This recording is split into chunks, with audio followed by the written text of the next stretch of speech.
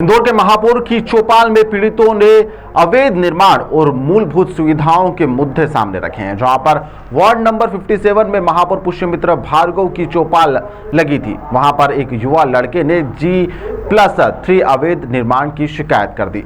शिकायतकर्ता ने यह भी कहा कि नगर निगम के अधिकारी और भवन अधिकारियों को यहां पर शिकायत करने के बाद में भी किसी भी प्रकार की कोई कार्रवाई नहीं की जाती है। महापौर ने यहां पर आश्वासन दिया कि कार्रवाई जल्द से जल्द की भी जाएगी। शिकायतकर्ताओं ने कहा कि बिल्डर और रेजिडेंशियल परमिशन पर G+3 का अवैध निर्माण किया जा रहा है, जिसके अंदर पार्किंग की कोई व्यवस्था नहीं है। शिकायतकर्ता ने नगर निगम की जन सुनवाई में शिकायत की है, लेकिन अधिकारियों ने उसकी सुनवाई नहीं करी। महापौर पुष्यमित्र भार्गव ने कहा कि लिखित में शिकायत दे। अब जब शिकायतकर्ता ने कहा कि वह पहले ही लिखित में शिकायत दे चुके हैं, तो महापौर ने कहा कि चिंता न करें, कार्रवाई की जाएगी। एक बुजुर्ग शिकायतकर्ता ने चौपाल में कहा कि सड़क की सफाई केवल दोनों के दिन ही देखने को मिलती है। महापौर के समक्ष पानी की समस्या, बेकलाइन और सफाई के मुद्दे रखे गए, जिस पर महापौर ने कहा कि समस्याओं का निराकरण कर दिया जाएगा। ये जो मल्हार आश्रम है, जहाँ पर हम लोग मतलब रनिंग वगैरह करते हैं, तो जो हॉस्टल का जो डैमेज का पानी है वो सीधे वहाँ मतलब ग्राउंड तक आ जाता है, और ये समस्या बड़े लंबे समय से है। निवासी पार्किंग की समस्या से परेशान है। उसी में ही मैं घर के आगे मकान नंबर 53 जो कि बिल्डर द्वारा अवैध निर्माण किया जा रहा है, रेसिडेंशियल परमिशन पर G+2 उस पर पूरा कमर्शियल अवैध निर्माण किया जा रहा है, जिसमें पार्किंग की कोई व्यवस्था नहीं है। जन सुनवाई में भी कंप्लेंट कर चुका हूँ। उसके अलावा जो अधिकारियों की मिलीभगत है वो बिल्डर की सुन रहे, ना कि रहवासियों की सुन रहे। यो आए क्या? ठीक है, आप मेरे को भी लिखित में दो, हम जांच करा के कार्रवाई करेंगे। जी कंप्लेंट कर चुके हैं, उस पर कोई एक्शन नहीं किया जा रहा है सर। उसके अलावा अंतिम नोटिस भी जारी नहीं हो चुका है, उसका चस्पा भी दे चुके हैं उसको 2 बार। ये सब कार्रवाई हो गई है तो तब तो हम कार्रवाई करा देंगे, चिंता मत करो। और धूल को नहीं उठाया जाए। क्या करते हैं? कल एक गाड़ी आई थी और उसको बताया गया था, कल गाड़ी आई थी उसको बताया था वहां की धूल उठाना है, तो मेरे को ये बताया कि आज सिर्फ मेन रोड का जो सर्वे होगा, इसलिए मेन रोड की धूल उठा रहे हैं।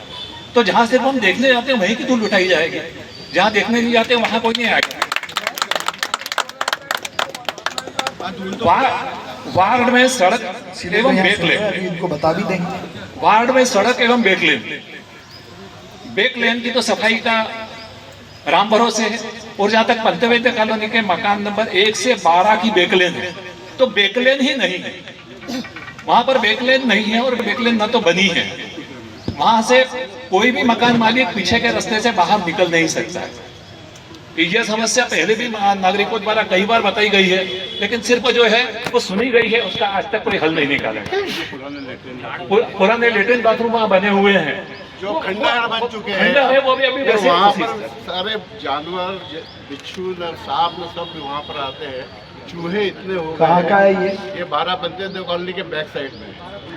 ये सालों पुराने बने हुए हैं और खंडहर हो चुके हैं, और वहाँ पीछे इतने झाड़ उग गए हैं और पूरा गंदगी हो रही है, पूरा अतिक्रमण है वहाँ पर पिछले लोगों का, तो साफ नहीं हो रहा। उसके कारण वहाँ पर आप देखेंगे गाज जमी हुई पूरी। तो उसकी व्यवस्था हम पार्षद जी से भी हमने रिक्वेस्ट की थी कि वो लैट्रिन बाथरूम तोड़वा के वहाँ के और पीछे पूरा साफ सफाई करवा के उनका वहाँ का अतिक्रमण हटाया जाए। आज के पेपर में एक समाचार सुनने को मिला कि नगर निगम को राजस्व वसूली पे सिर्फ 19% ही प्राप्त हुआ है। पहले आप राजस्व के लिए बिल जारी करते थे और बिल सबके पास जाते, लेकिन आजकल बिल जाते नहीं है। तो हर कोई जो है मोबाइल के ऊपर देख के और जो है वो ईमानदारी से पेमेंट करने के लिए जाएगा, इसकी कोई जो है वो गारंटी नहीं दे सकती है। तो बिल पहले जैसे जारी किए जाते थे वैसे ही बिल जारी किए जाए, जिससे जो है अधिक से अधिक जो ईमानदार कर देता है वो तो कम से कम भुगतान कर देगा। अब मेरी एक व्यक्तिगत जो समस्या है, अगर उसको आप कैलकुलेट करेंगे तो अभी तक हम पिछले साल तक 200 रुपये प्रति घर लेते थे, और 200 के हमने बढ़ाकर 100 रुपये उसमें बढ़ा के 300 किया, तो भी प्रति घर जो घाटा है वो कितना है? 700 रुपये। अब उसमें एक पक्ष और है कि पूरे शहर में करीब 6-6.5 लाख घर हैं। 6-6.5 लाख घर में सब लोग पानी का कनेक्शन है और सब पानी का बिल देते हैं, ऐसा नहीं है। उसमें से करीब 2.5 लाख घर ही हैं जहाँ पानी का कनेक्शन है। बाकी जगह हम बोरिंग से भी देते हैं, पानी के टैंकर से भी सप्लाई करते हैं। तो जो पानी की उपलब्धता है उसका प्रॉपर डिस्ट्रीब्यूशन ये हमेशा से एक चुनौती रही है। तो ऐसा नहीं है कि हमने 100 रुपये बढ़ाने से पंचवटी कॉलोनी के लिए आज से 5 से 7 साल पहले कॉलोनी यहाँ से 1 मंजिल ऊपर है, और 1 मंजिल ऊपर होने की वजह से यहाँ 2000 लीटर पानी आता है तो हमको 200 लीटर पानी मिलता है, और 200 लीटर पानी के लिए हम 300 रुपये दे रहे वो हैं। ऊंचे होने पे अच्छा, मैंने तो उसके बजाय एक हमने काम किया, वो आपकी जानकारी में ले आता हूँ। बीजलपुर पे जो हमारा फलबाग था वहाँ हम एक 30 mld का सम्प बना रहे हैं।